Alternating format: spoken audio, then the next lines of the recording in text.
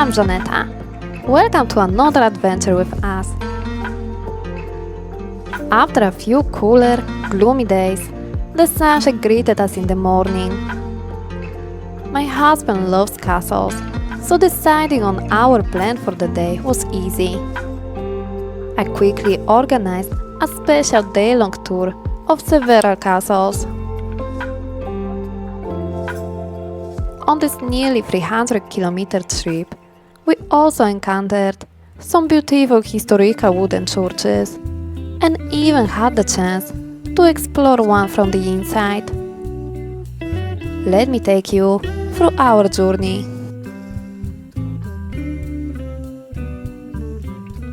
Driving through the countryside, we passed several 18th century wooden churches. We even visited one, the Church of the Assumption of the Blessed Virgin Mary in Borysławice Kościelne. Located in a small village near Koło, this church was built in 1759. It's a gorgeous example of log cabin style architecture, featuring paintings adorning the ceiling and Renaissance altars. The church's history and design are deeply rooted in the Kujawi region. The church houses 3 Renaissance altars from the late 18th century. Adjacent to it stands a wooden bell tower from the same period, featuring a distinctive 4-pitch shingled roof. The church itself was truly fascinating, and I'm glad we stopped by.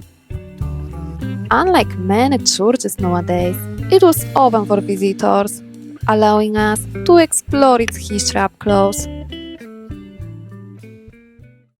From there, we continued to the castle in Borysławice Zamkowe.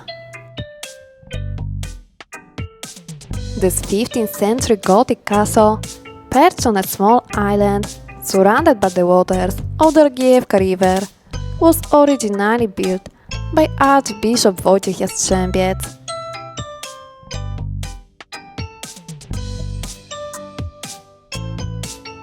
Over time, it fell into ruin, but we could still see remnants of the gate tower and parts of the outer walls.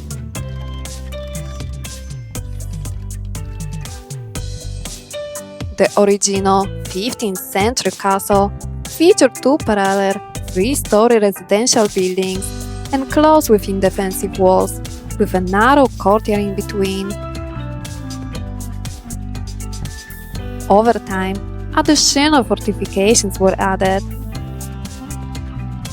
Listed as a historical monument, on January 17, 1953, the castle remains privately owned today. Next on our list was the castle in Koło, a 14th century Gothic stronghold built by King Casimir I the Great. The road leading to the castle isn't the best, but at least there were no other cars coming from the opposite direction. The castle is situated on an artificial hill surrounded by the Warta River, giving it both a strategic and picturesque location. The thick walls and remaining tower stands as a testament to its past strength. This castle played an important role in Polish history. Construction began during Casimir I's reign as part of his broader efforts to fortify Poland. Although it wasn't completed until after his death, the first recorded mention of it appeared in 1383. The castle served as a residence for starosts and hosted Polish kings, including Władysław Jagiełło and Kazimierz IV Jagiellończyk. In 1410, Władysław Jagiełło visited the castle on his way to the famous Battle of Grunwald. By the time of the Swedish deluge, the castle had fallen into ruin. Its stones were later repurposed for local construction projects, including the Bernardine Monastery in Koło. In the 19th century, interest in the ruins led to the first documentation efforts. Significant conservation work has since been undertaken to stabilize the remains and prevent further degradation. Today, only fragments of the defensive walls and parts of the eastern main tower remain intact, with some sections reaching up to 10 meters in height. Visiting this historic site was a fascinating experience, especially seeing the ongoing restoration efforts. As we continue exploring, we pass by the church of Saint Marco the Archangel in Umień, a wooden church with a unique and beautifully preserved structure. This church has stood since the 17th century. Our last stop was the castle in Beszékére, located 30 km away. Though in ruins, it told a captivating story.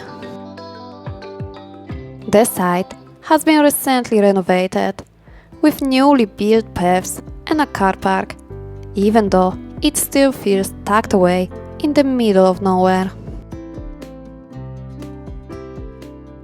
The castle is a late Gothic fortress originally built at the turn of the 15th and 16th century. Today, we can only imagine its former grandeur, with parts of the residential building still standing tall.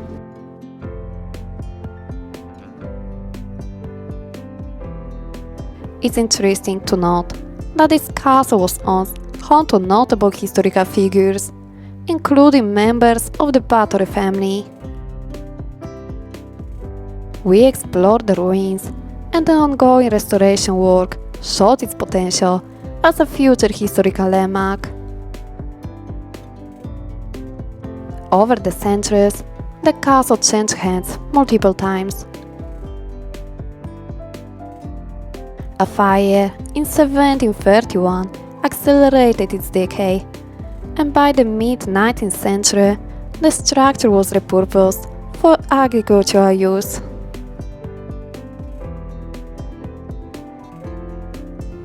Restoration efforts began in 2023, making it an exciting new place to visit.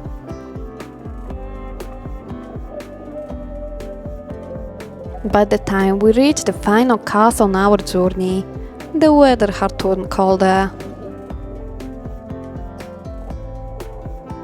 The sun was setting early, typical of Polish winter months, so we didn't want to spend too much time walking around the ruins. Throughout our journey, we were amazed by how these castles and churches have endured the test of time. Despite wars, invasions, and fires, their beauty and historical significance remain intact. Poland is truly a treasure trove of hidden gems, and for anyone who loves history and architecture, it's a destination worth exploring. Thank you for joining us on this journey. I hope you enjoyed discovering these castles and churches as much as we did. If you are ever in Poland, these little known places should definitely be on your list. Make sure to subscribe to my channel for more travel adventures and insights into Poland's historical treasures. And as always, thanks for watching. See you in the next one.